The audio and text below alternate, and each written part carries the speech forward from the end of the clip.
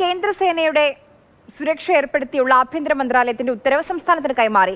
Set plus സുരക്ഷ CRPFന് കൈമാറണമെന്ന ഉത്തരവിലുണ്ട്. സുരക്ഷാ ക്രമീകരണം സംബന്ധിച്ച് നാളെ രാജ്ഭവനിൽ അവലോകന യോഗം ചേരും.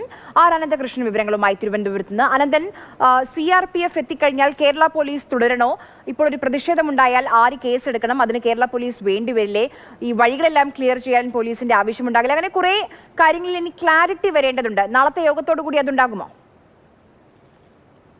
ആര്യ, നിലമേലിൽ SFI പ്രവർത്തകർ നടത്തിയ പ്രതിഷേധത്തെ തുടർന്നാണ് ഗവർണർക്ക് CRPFന്റെ സുരക്ഷ ഏർപ്പെടുത്തിയത്. ഇത് സംബന്ധിച്ച് പക്ഷേ കേന്ദ്ര ആഭ്യന്തര മന്ത്രാലയത്തിന്റെ ഉത്തരവ് കേരളത്തിന് ലഭിച്ചിരുന്നില്ല. അതുകൊണ്ട് തന്നെ ഇതിന്റെ ഒരു ആശയക്കുഴപ്പം നിലനിന്നിരുന്നു.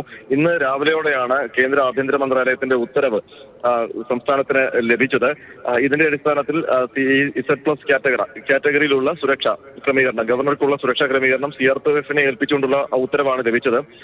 ഇനി ഇത് എങ്ങനെയാണ് ഇതിന്റെ ഈ സുരക്ഷാ ചുമതല നടപ്പാക്കേണ്ടത് എന്നത് സംബന്ധിച്ച് ഒരു അവലോകന യോഗം ചേരുന്നുണ്ട്. നാളെയാണ് അവലോകന യോഗം. രാജ്ഭവൻ പ്രതിനിധികളും കേരള പോലീസും അടക്കം ഈ അവലോകന യോഗത്തിൽ CRPFന്റെ ഉദ്യോഗസ്ഥരും ഈ അവലോകന യോഗത്തിൽ പങ്കെടുക്കും.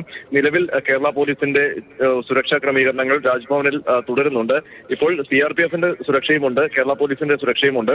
ഇതുകൂടാതെ രാജ്ഭവനിൽ CRPF സുരക്ഷാ ചുമതല ഏറ്റെടുക്കുമ്പോൾ അതിന്റെ ജൂറിസ്ഡിക്ഷൻ എങ്ങനെയാണ് എന്നൊക്കെയുള്ള ഇപ്പോഴും ആശയക്കുഴപ്പം തുടരുന്നുണ്ട്.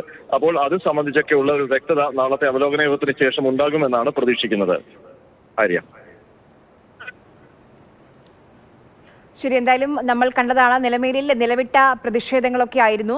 അതിനൊടുവിലാണ് CRPF സുരക്ഷ ഗവർണർക്ക് നൽകാനുള്ള കേന്ദ്ര ആഭ്യന്തര മന്ത്രാലയത്തിന്റെ തീരുമാനം വരുന്നത്. ഈ ഉത്തരവ് ഇറങ്ങിയിട്ടുണ്ട് ഗവർണറുടെ CRPF സുരക്ഷയിൽ ഇന്ന്. ഇനി നാളെ രാജ്ഭവനിൽ അവലോകന യോഗം ചേരുന്നുണ്ട്. ആ അവലോകന യോഗത്തിലായിരിക്കും ബാക്കി കാര്യങ്ങൾ തീരുമാനിക്കുക.